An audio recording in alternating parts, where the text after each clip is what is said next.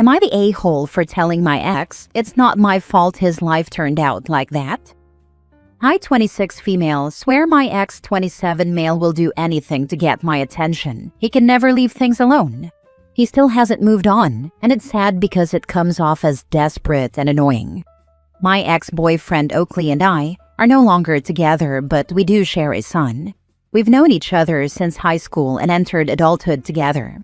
I thought he was my high school sweetheart like in the movies, but boy was he a good liar. When our son was 2, I found out he was expecting a baby with another girl. I ended it right there, but he came up with every excuse in the book to try to get me back. Anyway, we share custody, and some days it's okay. It's been 6 years since that happened. I know his daughter's mother is no longer in her life, but back then, it was a huge plot twist. Turns out his daughter isn't even his. But he can't do anything about it now because he's been raising her as his own. So, my son's sister had her birthday this weekend. Oakley asked if he could keep our son for a few hours to attend the party. I agreed, got my son dressed, and Oakley came to pick him up. I was supposed to get him after the party. I checked in to make sure everything was okay around the time the party was ending. I arrived about 5 minutes early, and my son was already tired. Oakley put our son in the car since he was sleeping, but then he wanted to talk. I thought it was going to be about our son or our co-parenting, but it wasn't. He just felt comfortable dumping his issues on me. He started telling me how hard things are for him right now, how he's lonely, and how his daughter is lonely too. I simply asked if he was done because I didn't care, and just wanted to get home and sleep for work. He got upset because I wasn't giving him my time. If I don't show that I care, he gets all pissy for no reason. He asked me how I felt about it, like he wanted me to agree with him. I told him it's not my fault his life turned out that way. Now for the top comments. He lost that privilege the moment he decided to violate you and your boundaries, and just straight up cheat.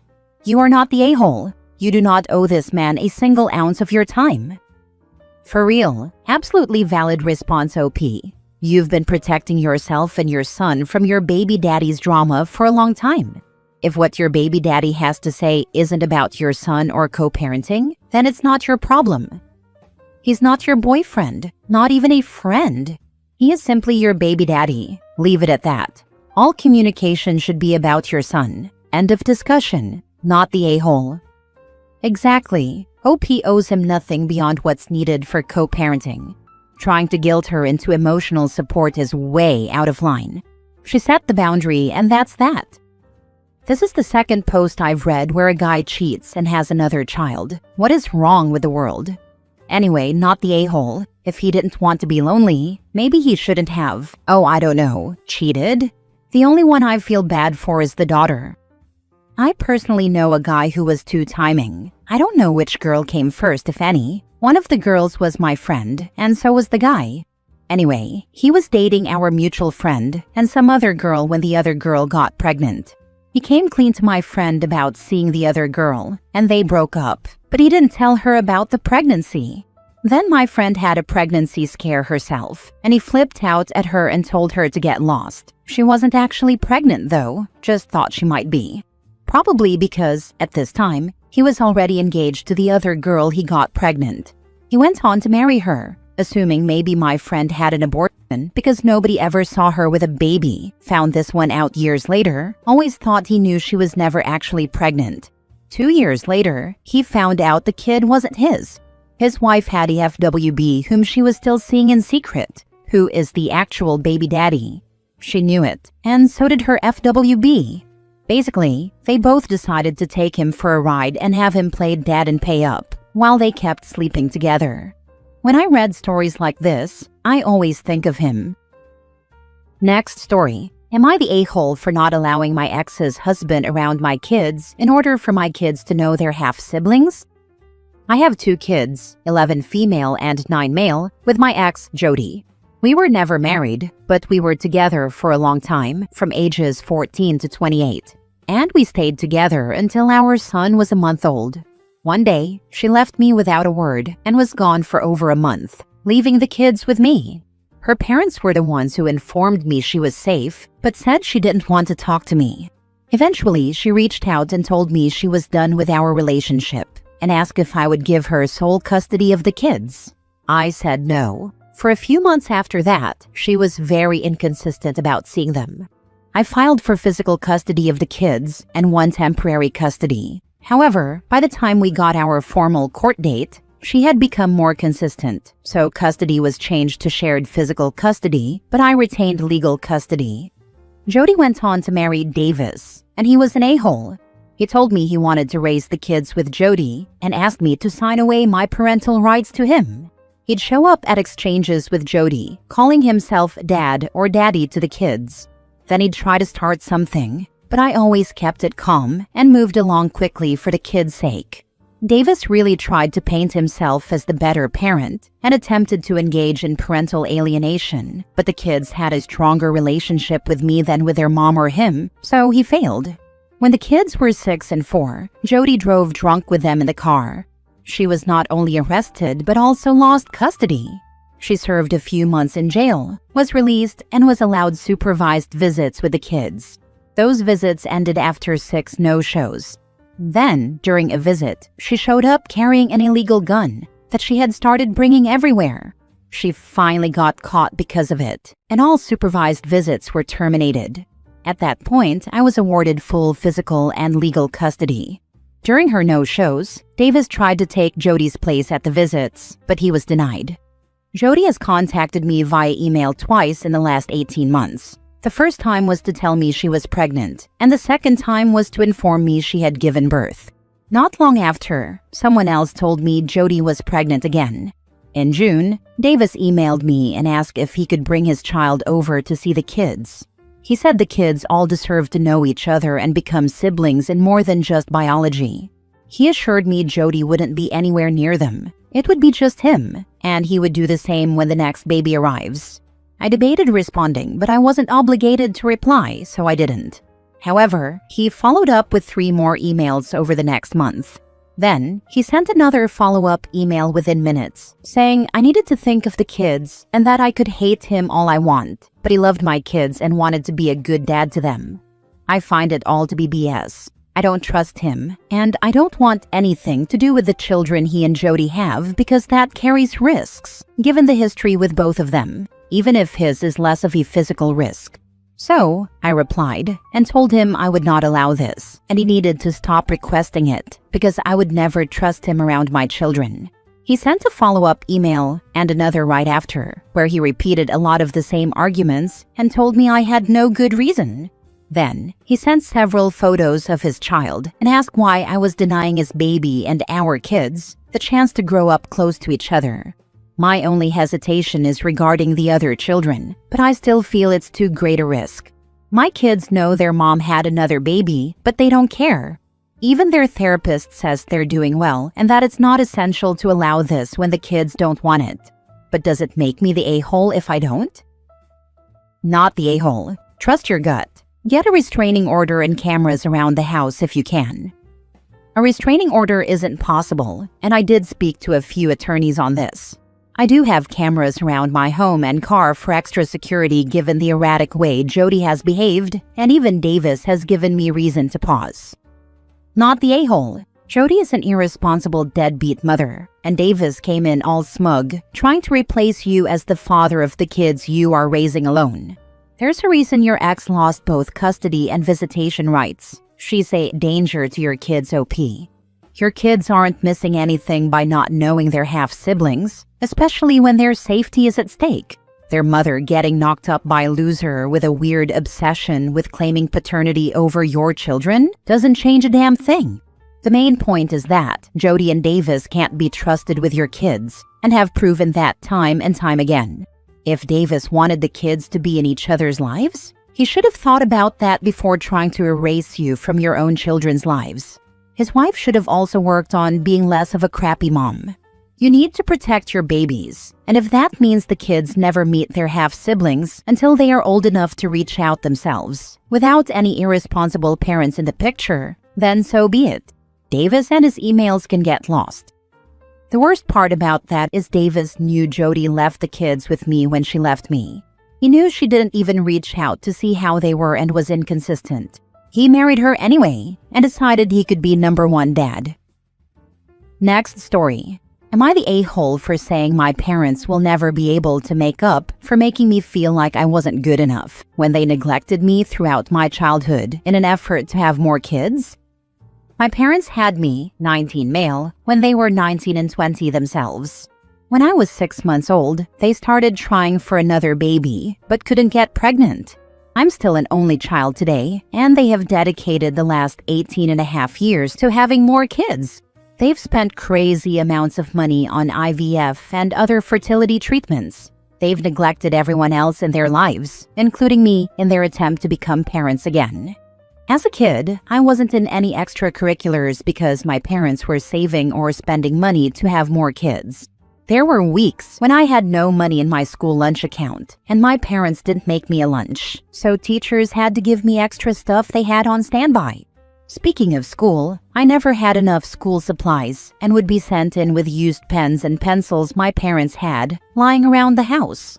I used one of my dad's old backpacks, and my parents were the only ones who never donated a single supply to the classroom. I got grief for it way too often.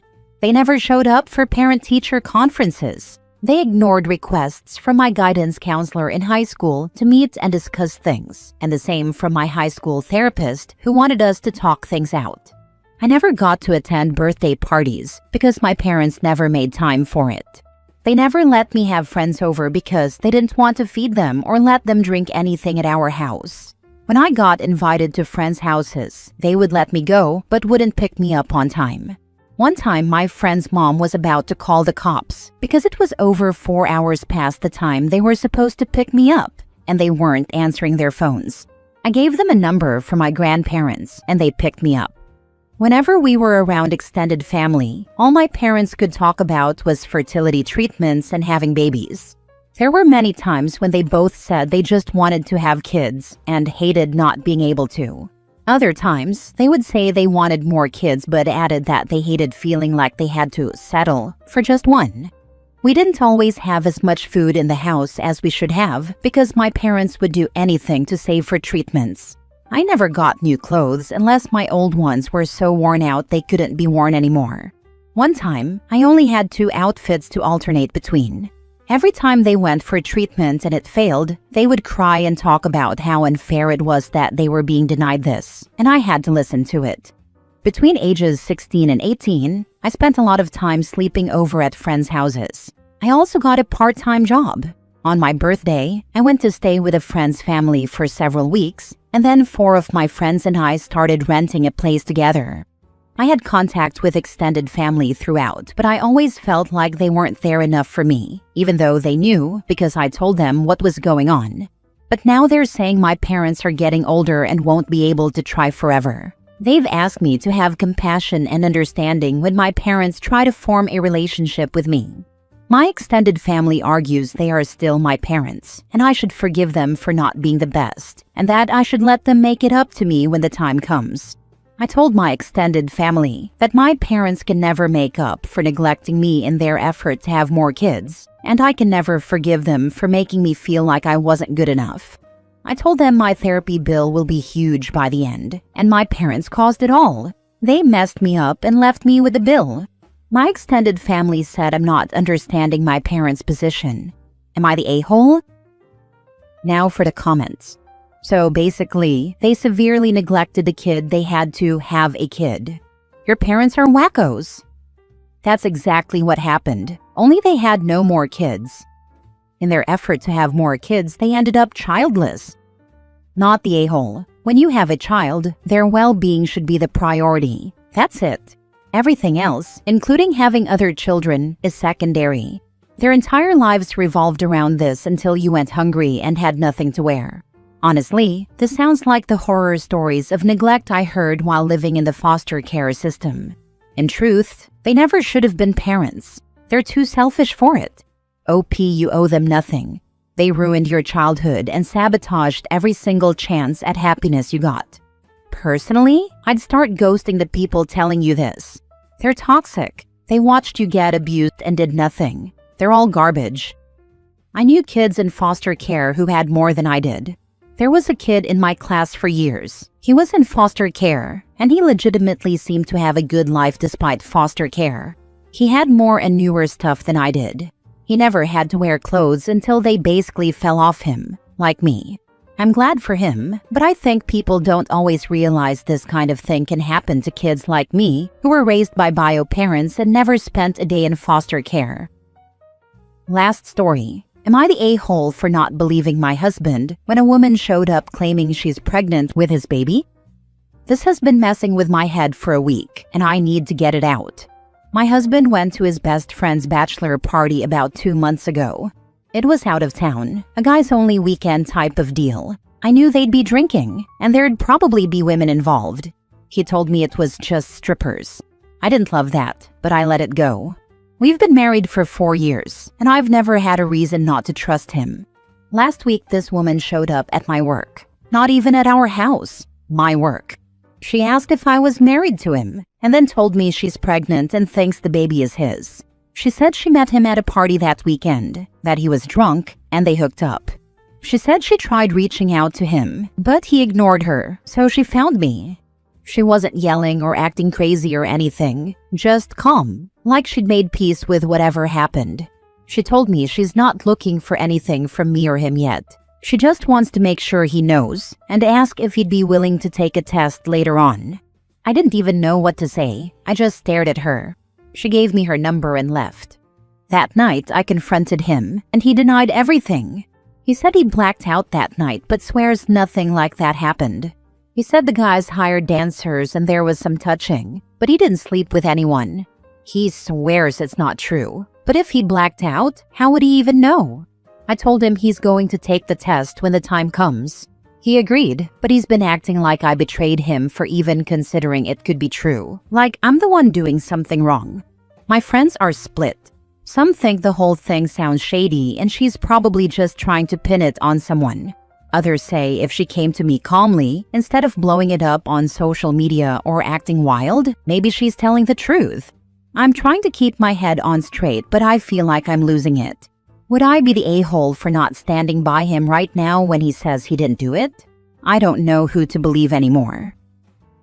Prenatal paternity test. It's a simple blood draw. You can find out very quickly. Exactly. No need to spiral when there's a direct way to get answers. A prenatal test clears the air fast and takes the guesswork out of the equation. And you can't just pin it on someone when DNA testing will prove if he's the father. Call her, see what she remembers about him. Something only someone who's seen him naked might know. Good luck. Oh, this whole thing makes me sick to my stomach. But yeah, I might call her. I need something to feel real right now. She's asking for a DNA test. She's not asking for him to take responsibility without any proof. I would only be suspicious if she suddenly doesn't want to do the test anymore. It's possible to do it as of about 10 weeks of pregnancy with her blood and your husband's.